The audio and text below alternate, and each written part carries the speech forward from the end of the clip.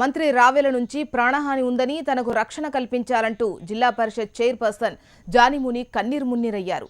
తనకు పార్టీలోనూ నియోజకవర్గంలోనూ ప్రాధాన్యత ఇవ్వడం లేదని ఆరోపణలు గుప్పించారు. అయితే జానిముని వ్యాఖ్యలను ఖండించిన మంత్రి రావెల ఆమె తనకు కూతురు లాంటిదన్నారు. గుంటూరు జిల్లా పత్తిపాడు నియోజకవర్గంలో మంత్రి రావెల కిషోర్ బాబుపై అసమ్మతి రాగం రోజురోజుకు పెరుగుతోంది. జనచైతన్య యాత్రలో మంత్రిపై జనంలో వ్యతిరేకత వెలుగు చూసింది. ఇప్పుడు తాజాగా నేతల వంతు వచ్చింది. గతంలో టీడీపీకి చెందిన గుంటూరు రూరల్ ఎంపీపీ తోట లక్ష్మీకుమారి మంత్రి రావెలకి వ్యతిరేకంగా నిరాహార దీక్ష చేశారు. మంత్రి రావెల నియోజకవర్గానికి చెందిన మరో ప్రజాప్రతినిధి జెడ్పీ చైర్పర్సన్ జానిముని కూడా మంత్రికి వ్యతిరేకంగా రచ్చకెక్కారు.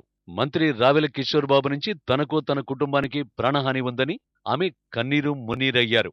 20 మంది వచ్చారు, తాగుబోడు ఉన్నారు. అందరూ వచ్చి ఏంటి మా మినిస్టర్ గారిని తిడుతూ ఉన్నాం అని చెప్పి మా హస్బెండ్ని బెదిరిస్తూ మేమేం తిట్టలేదండి, మేమెందుకు తిడతాం అని చెప్పి మా వారు చెప్పడం జరిగింది. ఆ తర్వాత వాళ్ళు కత్తులు కూడా తీసుకొచ్చారు, మా మీద చంపే ప్రయత్నమే చేశారు. అందరితో మాట్లాడిన తర్వాత ఇంకా బెదిరింపులు కానివ్వండి, ఇంకా శాడిజం కానివ్వండి, ఆ విధంగా ఇంకా ఎక్కువ చేస్తూ ఉన్నారు. నేను కార్యక్రమాలు వెళ్ళినప్పుడు నీ అంతు చూస్తా అని కూడా నాతో చెప్పడం జరిగింది మినిస్టర్ గారు డైరెక్ట్గా. అందరూ కూడా ఎంతో అభిమానంతో. పత్తిపాడు నియోజకవర్గంలో జరిగే అభివృద్ధి కార్యక్రమాలకు తనను ఆహ్వానించడం లేదని, సర్పంచులు, ఎంపీటీసీలు, జెడ్పీటీసీలను తనకు వ్యతిరేకంగా మంత్రి ఉసిగొల్పుతున్నారని జానిముని ఆరోపించారు.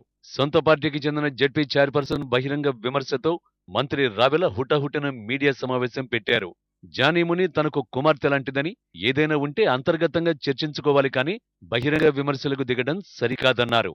ఆ అమ్మాయి చిన్నమ్మాయి నాకు కూతురు లాంటిది. ఎన్నోసార్లు నేను చెప్పాను, అమ్మ నువ్వు నా కూతురు లాంటి దానివి, మీకు ఏది కావాలంటే అది మీరు పనులు చేయించుకోండి, అభివృద్ధిలో కలిసి రండి అని చెప్పేసి ఎన్నోసార్లు చెప్పడం జరిగింది. కలలో కూడా కన్న కూతురు లాంటి జానిమునికి హాని తలపెట్టే అంశం కలలో కూడా ఆలోచించేది లేదు. నేరుగా చర్చించుకునే విషయాలు పరిష్కరించుకోవాలి కానీ ఎప్పుడు కూడా ఈ విధంగా మనం బయటపడకూడదు. ఎందుకంటే తెలుగుదేశం పార్టీ అనేది క్రమశిక్షణ కలిగినటువంటి పార్టీ. వారి దగ్గరికి వెళ్ళి మాట్లాడతాను, ఏవైనా ఇబ్బందులుంటే చిన్న చిన్న సమస్యలుంటే పరిష్కరించుకుంటాం. సొంత పార్టీకి చెందిన జెడ్పీ చైర్పర్సన్ ఏకంగా మంత్రివర్గంలో కీలకంగా ఉండే రావెల కిషోర్పై బహిరంగ విమర్శలు చేయడంతో ఒక్కసారిగా టీడీపీలో కలకలం రేగింది. మరి అధిష్టానం ఈ సమస్యను ఎలా పరిష్కరిస్తుందో వేచి చూడాలి.